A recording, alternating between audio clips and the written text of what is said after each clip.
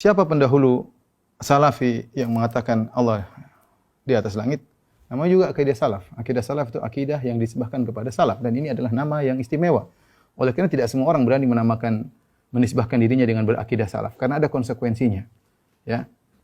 Kita mengatakan akidah salaf, kita punya konsekuensi. Harus kita buktikan bahwasanya akidah yang kita sedang junjung tinggi adalah akidah para salaf. Di depan saya banyak sekali buku, sebenarnya buku saya masih sedikit ya. Ini semua buku-buku, semuanya ditulis sebelum Ibnu Taimiyah rahimahullahu taala, dari abad ke-3 sampai abad ke-5 ya.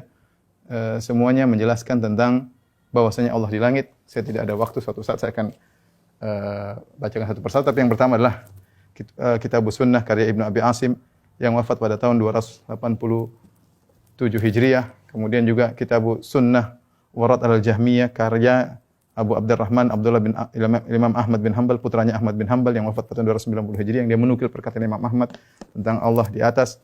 Kemudian Ibnu Khuzaimah, seorang ulama Syafi'iyah ya, yang wafat pada tahun 311 Hijriah, juga dalam kitabnya Kitabut Tauhid ya, juga menjelaskan Allah di atas.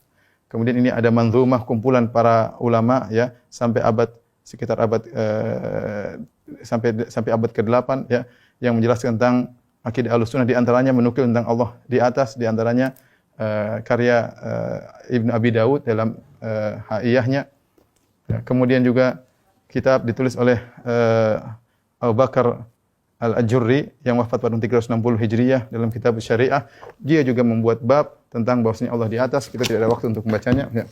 Kemudian Al-Ibanah ya, karya Ibnu Battah Al-Ubkuri ya, yang wafat pada tahun 387 Hijriah. Ini juga menjelaskan tentang Allah di atas. Kemudian kitab Ushulus Sunnah ya, karya Ibnu Abi Zamanain yang wafat pada tahun 399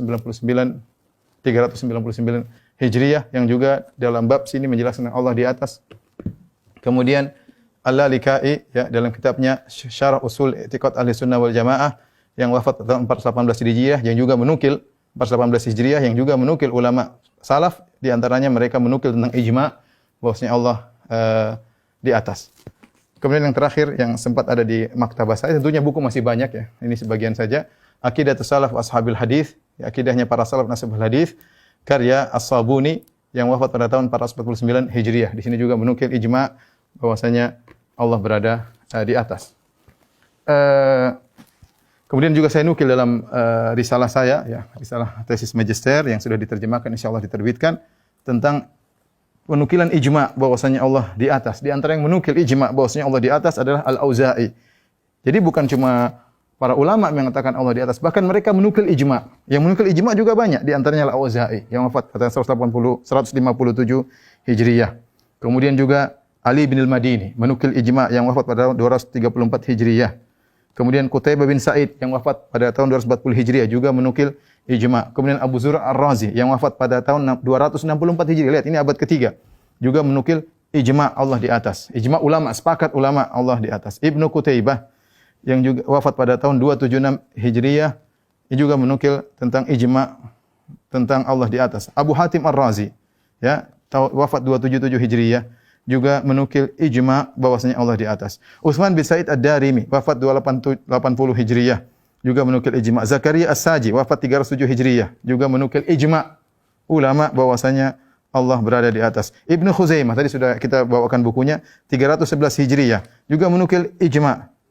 Kemudian Abu Hasan Al-Asy'ari dalam kitabnya Risalah ila Ahli Tsaghar juga menukil bahwasanya ijma' Allah berada di atas langit. Ibnu Battah tadi sudah kita sebutkan, kita bawakan bukunya, wafat pada tahun 387 Hijriah, menukil ijma' bahwasanya Allah berada di atas. Abu Umar At-Talamanki wafat 429 Hijriah, juga menukil ijma' bahwasanya Allah di atas. Abu Nuaim wafat 430 Hijriah, juga menukil bahwasanya ijma' Allah berada di atas. Abu Nasr As-Sijzi 444 Hijriah juga menukil bahwasanya Allah berada di atas, ijma' ulama. Kemudian Abu Utsman As-Sabuni terakhir yang tadi kita sebutkan ya, bahwasanya yang Allah, dia juga menukil 449 Hijriah wafatnya, menukil bahwasanya ijma' Allah di atas. Kemudian Ibnu Abdul Bar dalam kitabnya Tamhid juga menukil bahwasanya Allah berada di atas, yang wafat pada tahun 463 Hijriah.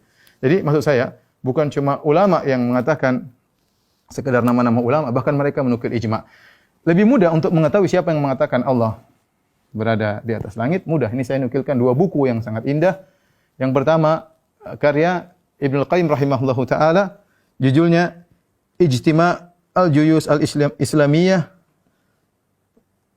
ala Hirab al-Mu'attilah ala Harabil Mu'attilah wal Jahmiyah, yaitu kumpulan pasukan Islam dalam memerangi Mu'attilah dan Jahmiyah. Judulnya cukup mengerikan. Kenapa? Karena maksud beliau menulis buku ini bahwasanya akidah Mu'attilah dan akidah Jahmiyah itu diperangi oleh kaum muslimin seluruhnya.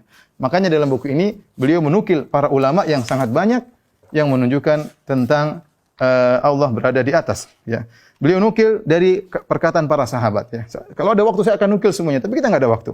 Abu Bakar As-Siddiq, kemudian Umar bin Khattab, kemudian Abdullah bin Rawaha radhiyallahu anhum, Abdullah bin Mas'ud radhiyallahu anhu, Abdullah bin Abbas radhiyallahu anhuma, Aisyah radhiyallahu taala anha, Zainab bintu Jahsyin radhiyallahu taala anha, Abu Umamah radhiyallahu anhu, ya. Kemudian juga beliau nukil perkataan tabi'in, perkataan Masruq, Ikrimah, Qatadah, Sulaiman At-Taimi, Ka'ab al-Ahbar, perkataan Muqatil, Ad-Dhahhak, ya. Kemudian Hasan al-Basri, Malik bin Dinar.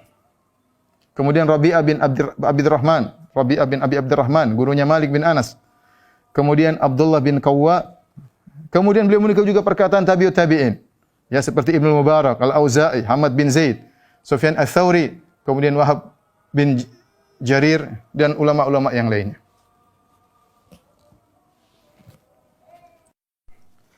Jadi tadi Ibnu Qayyim menyebutkan 9 nama sahabat, kemudian tabi'in ada 12 tabi'in dan tabi'ut tabi'in ada sekitar 5 tabi'ut tabi'in, ya. Ibnu Qayyim perlu kita lanjutkan lagi dengan buku yang kedua, karya Al-Imam Adz-Dzahabi, ulama besar mazhab Syafi'i, ma'ruf ahli hadis. Kemudian juga dia adalah ahli tarikh, ya, punya Syiar A'lam Nubala, punya Tarikhul Islam dan punya kutub-kutub rijal hadis. Ma'ruf di kalangan ulama Syafi'iyah. Beliau menulis buku judulnya Al-Ulu lil Alil Azim. Dia punya buku dua, Al-Ulu lil Azim dan juga tentang Kitabul Arsy, tentang Arsy. Ya, pada kesempatan ini saya akan perlihatkan tentang buku judulnya Al-Ulu, ketinggian, maha ketinggian bagi Allah yang maha tinggi dan maha agung. Buku ini dicetak 2 jilid dan menukil sekitar 150 ulama, ya, yang menjelaskan bahwasanya Allah berada di atas langit, ya.